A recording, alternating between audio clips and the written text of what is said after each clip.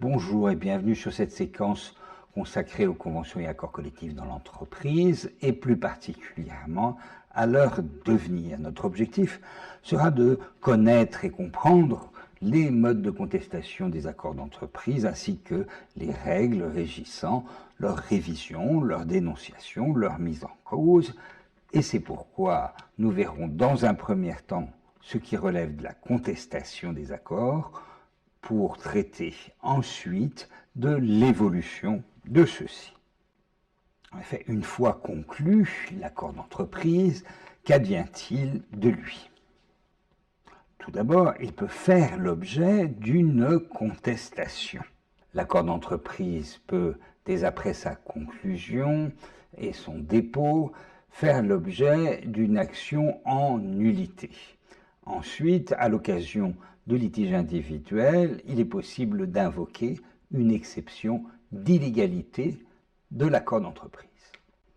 Voyons tout d'abord ce qui concerne l'action en nullité. Il faut préciser tout d'abord que le Code du travail instaure une présomption simple de légalité des accords collectifs, puisqu'il appartient à celui qui conteste la légalité d'une convention ou d'un accord collectif de démontrer qu'il n'est pas conforme aux conditions légales qui le régissent.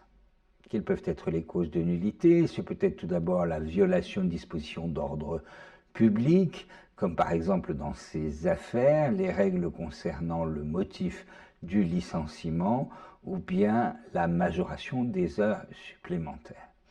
Cela peut être aussi une violation des droits et libertés fondamentales, ça peut être le non-respect d'une norme supranationale d'application directe. Enfin, le Code civil nous précise que les conditions de validité, si elles ne sont pas respectées, peuvent entraîner la nullité de l'accord. On distinguera la nullité absolue qui est instaurée pour sauvegarder l'intérêt général de la nullité relative qui intervient pour protéger une partie et que seule cette partie peut invoquer.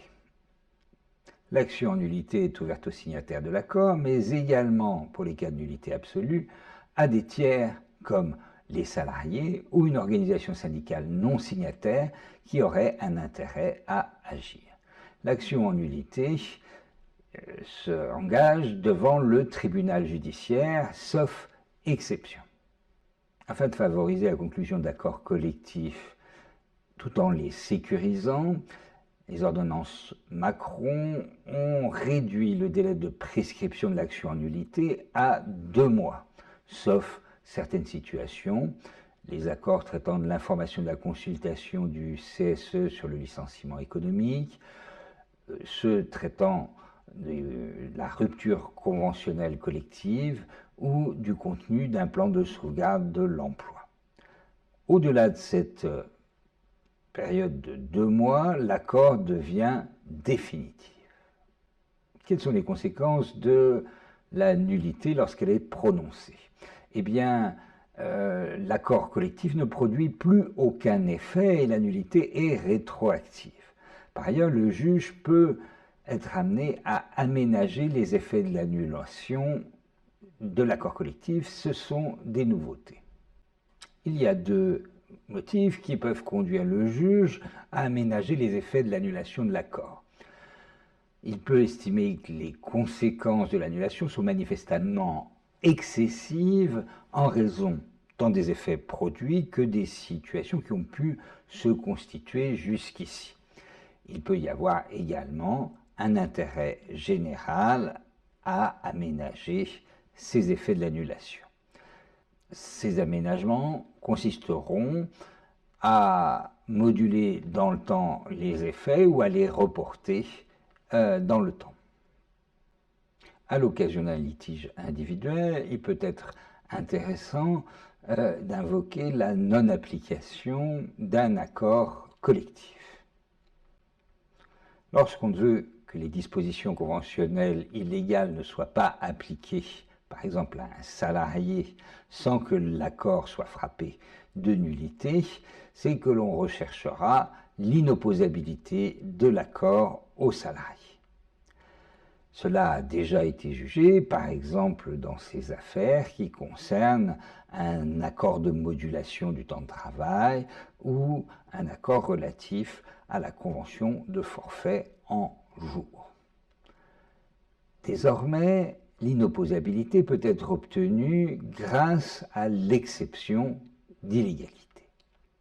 Les voies d'exception comprennent l'exception de nullité prévue par le Code civil, mais qui est relativement inappropriée car elle ne peut être invoquée que par un défendeur, et l'exception d'illégalité qui a été dégagée par le Conseil constitutionnel dans sa décision du 21 mars 2018.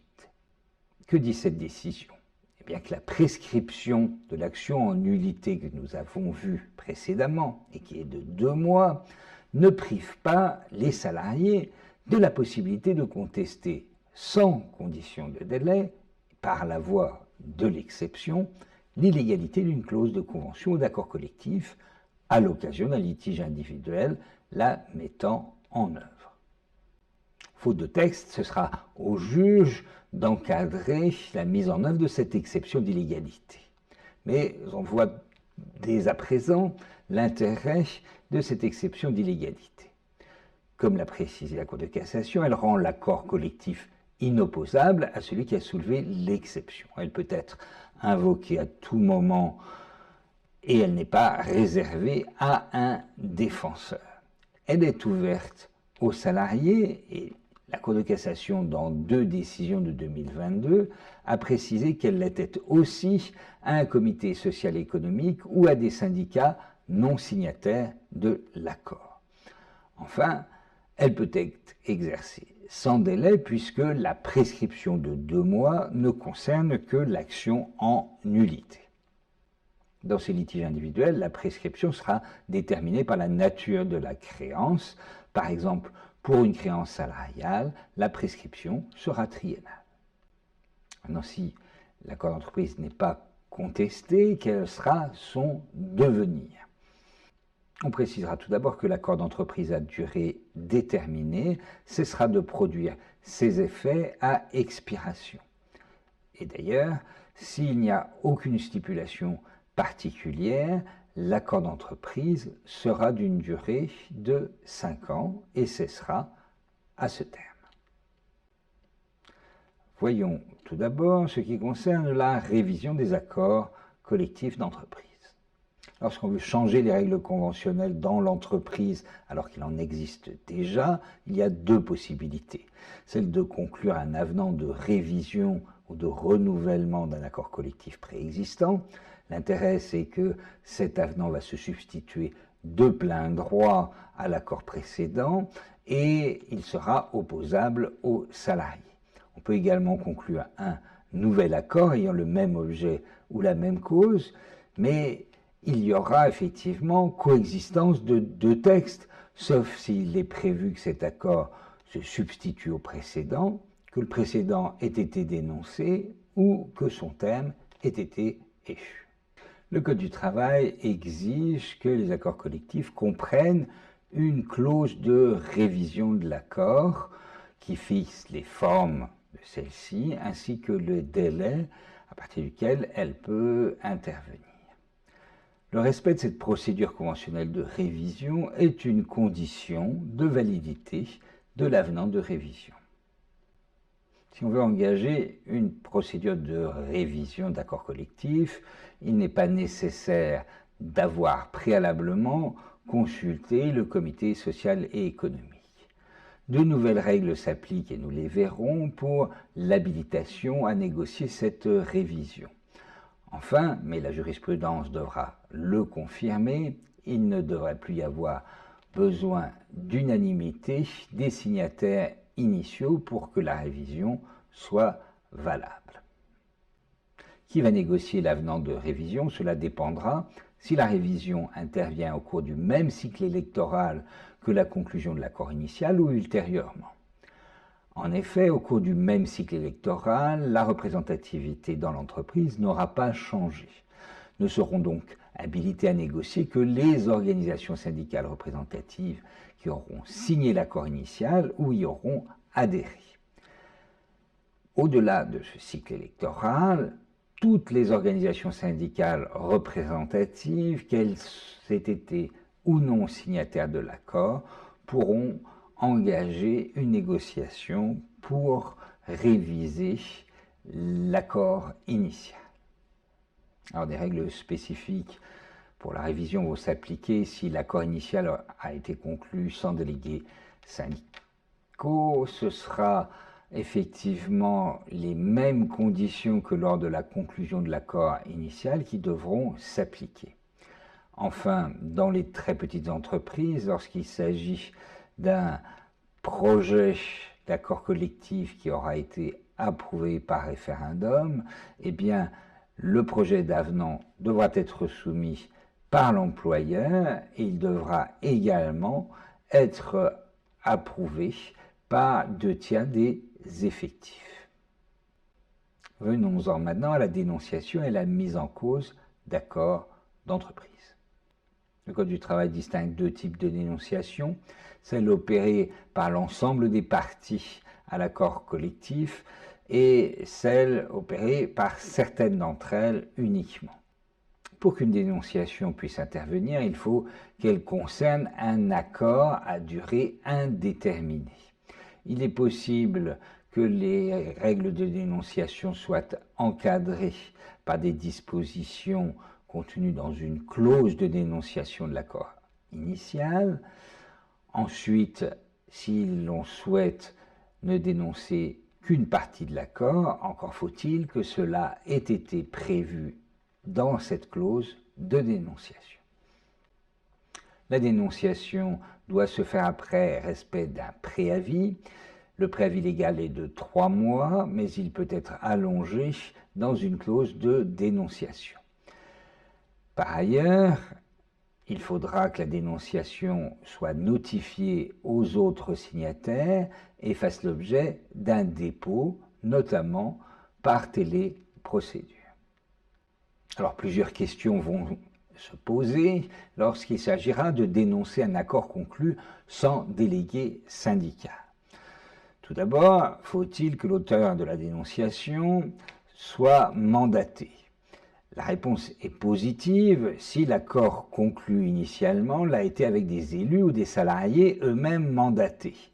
En revanche, le mandat n'est pas exigé si l'accord a été conclu avec des élus non mandatés.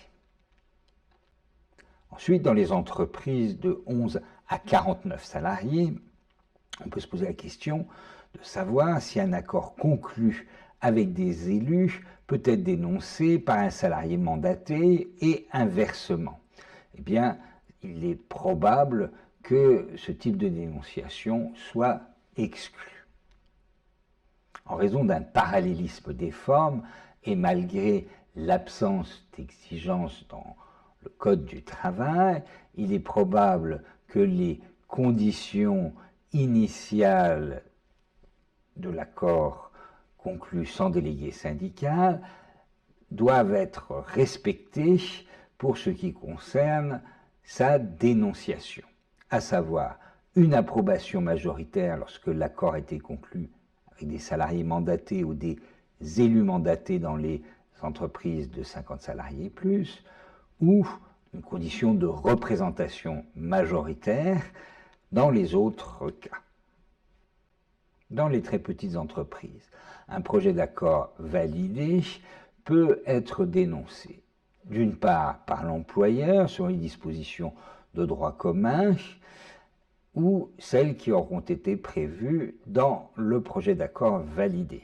D'autre part, par 2/3 des salariés dans le mois de la date anniversaire de la validation du projet d'accord. Cela devra faire l'objet d'une notification collective écrite auprès de l'employeur. Une fois dénoncé, il est possible de conclure un accord de substitution qui remplacera l'accord dénoncé. Il peut être moins favorable que celui-ci ou porter sur des domaines plus restreints. Si la dénonciation est faite par l'ensemble des parties, la négociation de l'accord de substitution pourra se faire à la demande de l'une d'entre elles dans les 3 mois suivant le préavis. Par ailleurs, il y a une survie temporaire des dispositions de l'accord d'énoncé. En effet, ces dispositions continuent de produire leurs effets jusqu'à la date d'entrée en vigueur de l'accord substitutif, s'il en existe un, ou à défaut, pendant 1 an à compter de l'expiration du préavis de 3 mois. Ce délai peut être supérieur si la clause de dénonciation le prévoit. La loi ne garantit plus le maintien des avantages individuels acquis. Ils ont été remplacés par la garantie de rémunération. Celle-ci est accordée aux salariés, elle correspond à un montant annuel pour une durée de travail équivalente à la durée contractuelle de travail, qui ne peut être inférieure à la rémunération versée en application de l'accord d'énoncé, mais aussi du contrat de travail, et ce, lors des 12 derniers mois. Les rémunérations correspondent aux sommes soumises à cotisation sociale. La garantie de rémunération peut faire l'objet d'une indemnité différentielle qui sera distinguée sur la feuille de paye. Elle n'instaure pas une inégalité de traitement. Pour autant, une clause expresse de l'accord d'énoncé peut prévoir le maintien des avantages acquis. Qu'est-ce qu'un avantage acquis? C'est un droit déjà ouvert, non un droit éventuel, dont le salarié va profiter individuellement. Pour finir, traitons de la mise en cause de l'accord collectif. La mise en cause intervient à la suite d'un événement indépendant de la volonté des parties. Ça peut être par exemple un changement d'employeur, un changement d'activité ou d'implantation géographique. On retiendra que les règles sont à peu près identiques à celles de la dénonciation pour ce qui concerne l'ouverture de négociations, la survie des dispositions de l'accord collectif pendant une durée d'1 an ou les garanties de rémunération. En cas de cession, de fusion, de scission d'entreprise ou de toute autre modification juridique, il peut être nécessaire d'harmoniser les dispositions conventionnelles. C'est pourquoi il est possible de conclure des accords de substitution, mais aussi, et c'est nouveau, des accords d'anticipation ou de transition. Les accords d'anticipation ont une durée de 3 ans maximum et sont conclus avec les organisations syndicales représentatives de l'entreprise cédée.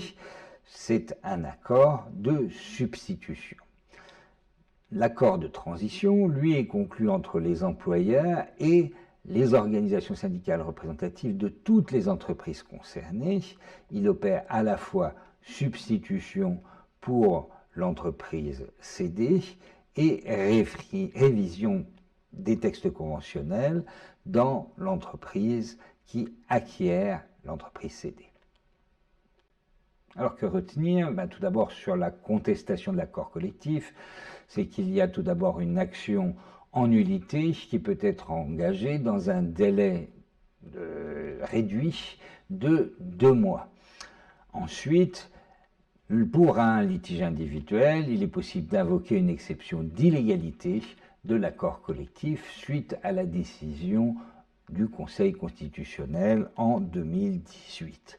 Cette exception d'illégalité permettra de rendre les dispositions illégales de l'accord collectif inopposables et elle sera ouverte non seulement aux salariés, mais également au CSE ou à des organisations syndicales non signataires. Pour ce qui concerne l'évolution de l'accord, on précisera concernant la révision qu'elle doit être prévue dans une clause spécifique dans l'accord initial et qu'il y a de nouvelles règles relatives à l'habilitation à négocier les avenants de révision. Pour la dénonciation, elle doit se faire en respectant un préavis avec une survie éventuelle des dispositions dénoncées ainsi que l'existence d'une garantie de rémunération.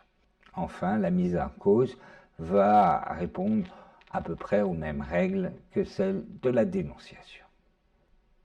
Merci pour votre attention.